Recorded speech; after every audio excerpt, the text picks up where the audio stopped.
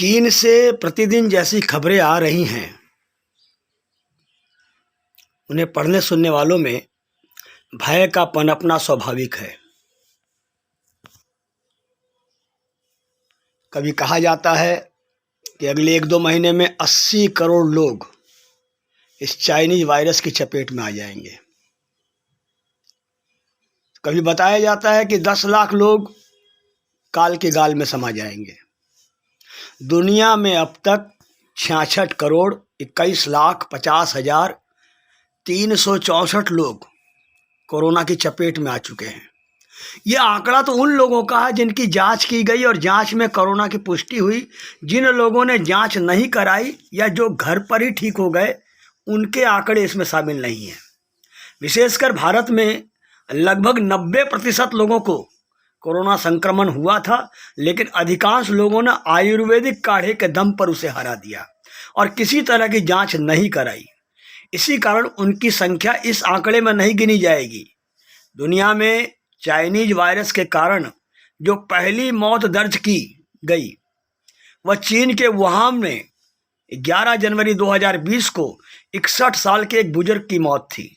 अब तक 66,87,211 मौतें हो चुके हैं। मौतों का यह आंकड़ा भी उन लोगों का है जिनकी मौत का कारण सरकार ने कोरोना माना है। साथियों, कोरोना के कारण चीन में हाहाकार मचा हुआ है, ऐसा पूरी दुनिया मान रही है, किंतु चीन तो कुछ और ही सोच रहा है। उसने आधिकारिक तौर पर घोषणा कर दी है कि वह 8 जनवरी से अपनी सीमाएं अंतर्राष्ट्रीय यात्रियों के लिए पूरी तरह से खोल देगा। इतना ही नहीं, अंतर्राष्ट्रीय यात्रियों के लिए अब चीन में किसी तरह के एकांतवास की बाध्यता भी नहीं रहेगी। चीन ने ठीक 3 साल के बाद अपनी सीमाएं पूरी तरह से खोलने की घोषणा की है। जनवरी 2020 से ही उसने अंतर्राष्ट्रीय यात्रियों पर तमाम तरह की पाबंदियां लगा दी थी, जो अब पूरी तरह से समाप्त करने की घोषणा की है। इतना ही नहीं, चीन ने जनवरी 2020 से कोरोना को ए श्रेणी की बीमारी माना था।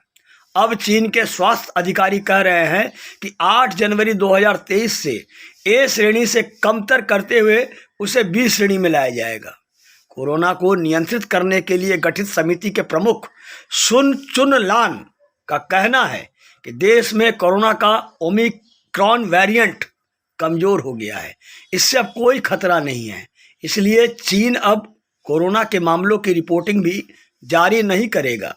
यहां तक कि चीन की सरकार कह रही है कोरोना का खतरा न के बराबर है। गजब तमाशा है। पूरी दुनिया भयाक्रांत है कि चीन में तबाही मचा रहे वाला चाइनीज वायरस फिर दुनिया को चपेट में न ले ले।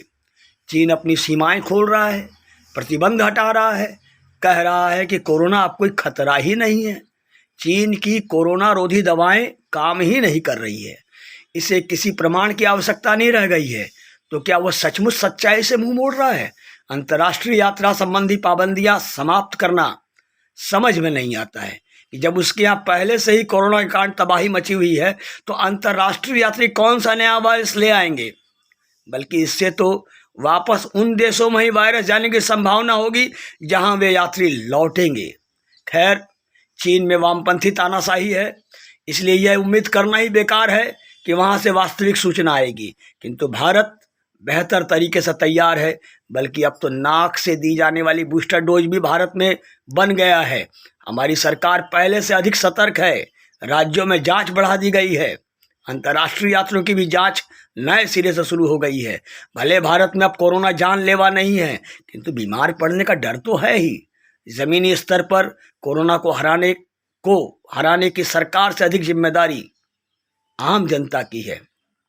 मास्क लगाकर अनावश्यक भीड़ भाड़ वाली जगहों और यात्राओं को टालकर हम स्वयं भी कोरोना से बच सकते हैं और अपने परिवार को भी कोरोना से बचा सकते हैं।